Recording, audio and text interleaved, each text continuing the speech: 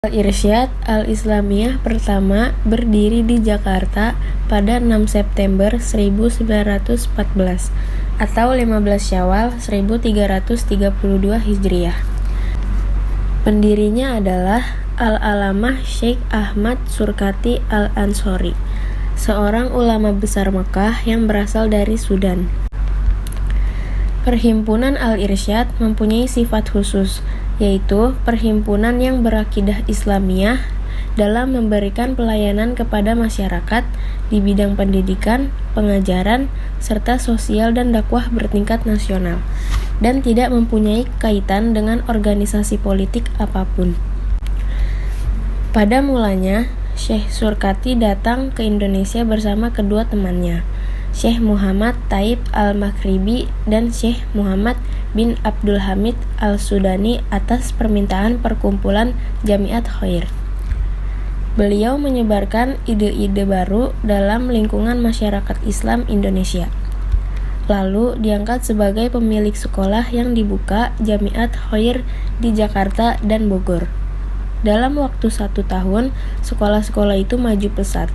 Namun beliau hanya bertahan 3 tahun di sana karena perbedaan paham yang cukup prinsipil dengan para penguasa Jamiat Khair, yang umumnya keturunan Arab Syait atau Alawiyin, karena tak disukai lagi.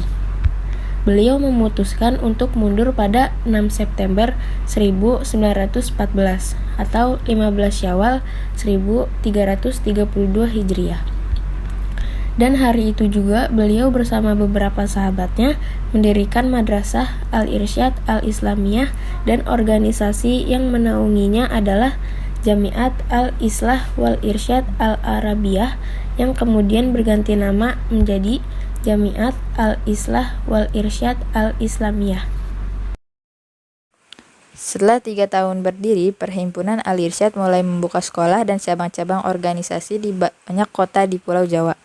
Setiap cabang ditandai dengan berdirinya sekolah. Cabang pertama di Tegal, Jawa Tengah pada 1917, di mana madrasahnya dipimpin oleh murid Syekh Ahmad Surkati angkatan pertama, yaitu Abdullah bin Salim Al-Atas.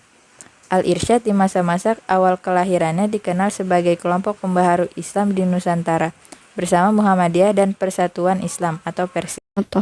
Al-Irsyad juga aktif dalam pembentukan MIAI atau Majelis Islam Ala Indonesia di zaman pembentukan Jepang, Badan Koneksi Muslimin Indonesia atau BKMI, dan lain-lain. Sampai juga pada Masyumi, Badan Kontak Organisasi Islam atau BKOI, dan Amal Muslimin.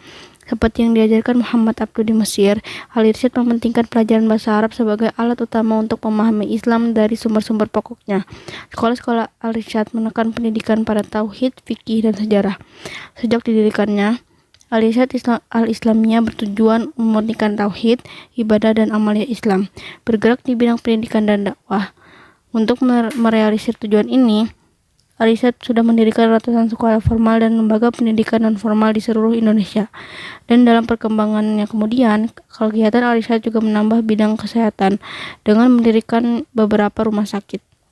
Namun, dengan masuknya pasukan penduduk Jepang ke Indonesia, perkembangan Al-Irsyad menurun drastis, apalagi setelah Syekh Ahmad Surkati wafat pada tahun 1943 dan revolusi fisik sejak 1945. Sampai tahun 1985, Al-Irsyad tinggal memiliki 14 cabang yang seluruhnya berada di Jawa.